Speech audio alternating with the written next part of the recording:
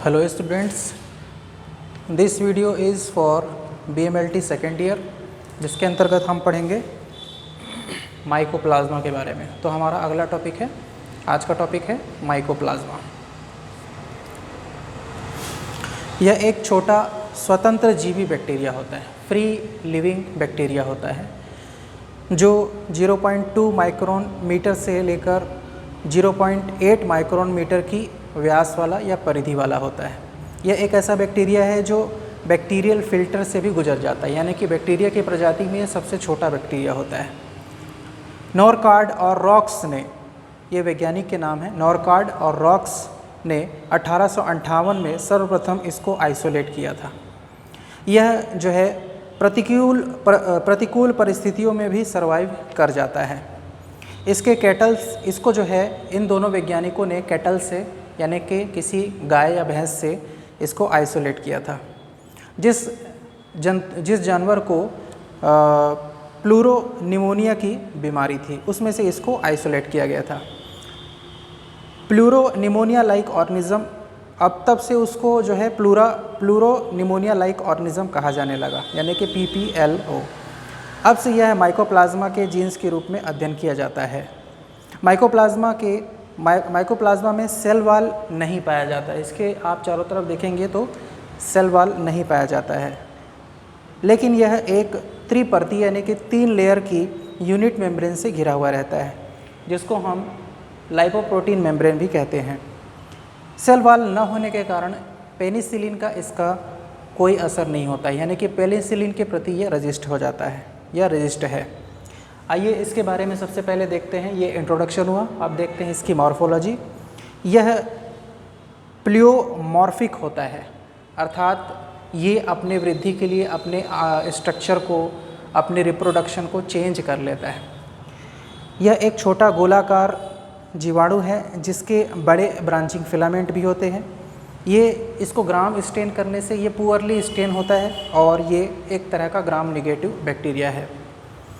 Culture characteristic जब हम इसका कल्चर करते हैं, तब ये जो है एक प्रकार का फैकल्टेटिव एनएरोबिक बैक्टीरिया होता है, यानी कि वैकल्पिक वात निरपेक्षी बैक्टीरिया होता है, जो कि 35 से 37 डिग्री सेल्सियस तापमान पर अच्छे से ग्रोथ कर पाता है। उस कल्चर मीडिया में अगर 30% एसाइटिक फ्लूइड, यानी कि एसाइटिक फ्लूइड मिलाया जाए, या फिर 20% हॉर्स या ह्यूमन का सीरम मिलाया जाता है, तभी ये उस मीडिया में अच्छे से ग्रोथ कर पाता है। यानी कि कुल मिला के ये जो है इनरिच मीडिया में अच्छे से ग्रोथ कर पाता है। इन्हें ग्रोथ के लिए स्टेरॉल या कोलेस्ट्रॉल की ज़रूरत पड़ती है, जो कि इनको ह्यूमन सीरम या हॉर्स सीरम से प्राप्त होता है। इसमें इन्हें सेमी सॉलिड इनरिच मीडिया से आइसोलेट किया जा सकता है। पेट्री डिश में ये फ्राइड एग के समान, यानी कि जब अंडे को हम तलते हैं या जब ऑमलेट बनाते हैं, जैसे कि उसी के समान इसमें पेट्री डिश में हमको इसकी कॉलोनियाँ नज़र आती हैं।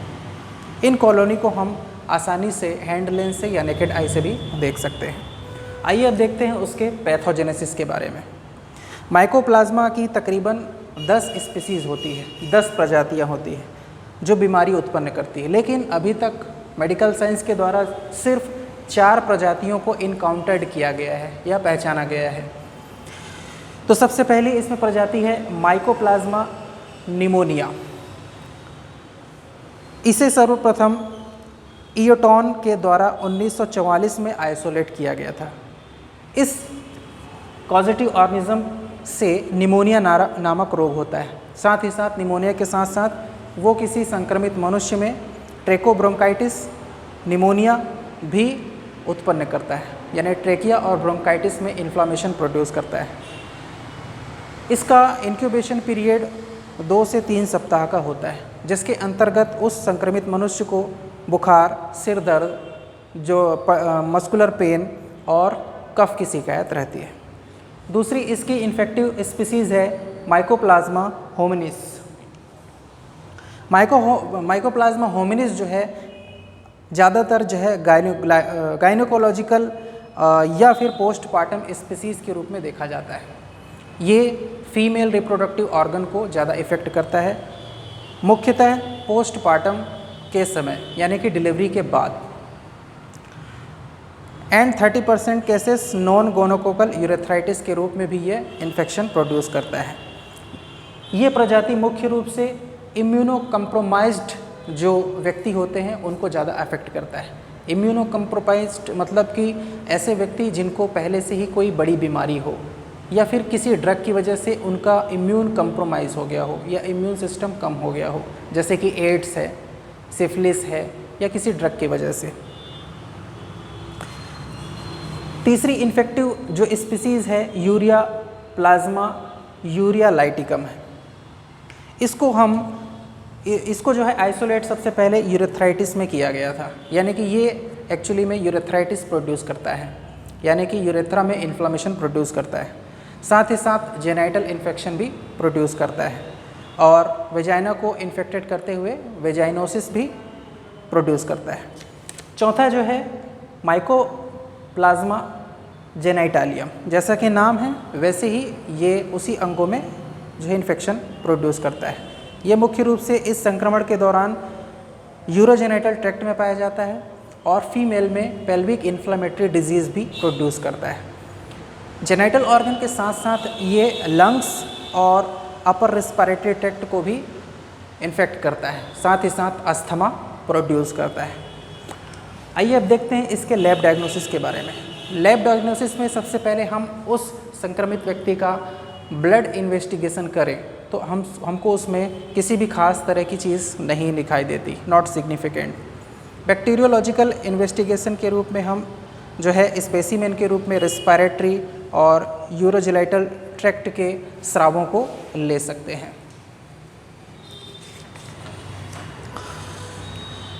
सीरोलॉजिकल टेस्ट के रूप में हम CFT और ELISA करके इसकी होने की पुष्टि का पता कर सकते हैं। और लास्ट है इसका ट्रीटमेंट के रूप में हम ज़्यादातर जो माइकोप्लाज्मा को दी जाने वाली माइकोप्लाज्मा के लिए दी जाने वाली जो एंटीबायोटिक है वो है टेट्रासाइक्लिन और इरिथ्रोमाइसिन। आइए अब देखते हैं इसके नोट्स के बारे में।